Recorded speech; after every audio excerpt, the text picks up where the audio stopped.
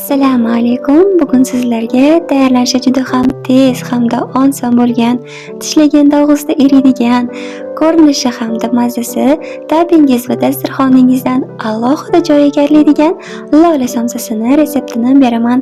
Idishimizga elangan un, tuz, razil xiltiri solib aralashtirib olamiz. So'ngra xona haroratidagi margarin bilan urpoqlab olamiz. Ketidan qaymoq yoki smetana solib, yumshoqqina xamir qorib, bir chetga olib qo'yamiz. Bu orada nachinka tayyorlab olamiz. So'ng xamirimizni zolalarga bo'lib olib, birin-ketin yupqa qilib yoyib olamiz. Nachinkamizni 1,5 osh qoshiqdan solib, xamir chetidan biroz kesib, videoda ko'rsatilgandek qilib o'rab olamiz va xamir tagini tekislab chiqamiz. Somsamizni xamirini bir chetidan orqaga mana shunaqa qayirib qo'ysak, yanada chiroyli bo'ladi.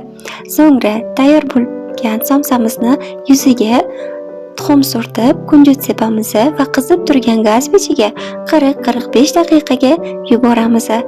Tayyor bo'lib chiqqach, dasturxonga torting va yaqinlaringiz duosini oling. Albatta tayyorlab ko'ring. Taningizga darmon, ibodatlaringizga quvvat bo'lsin.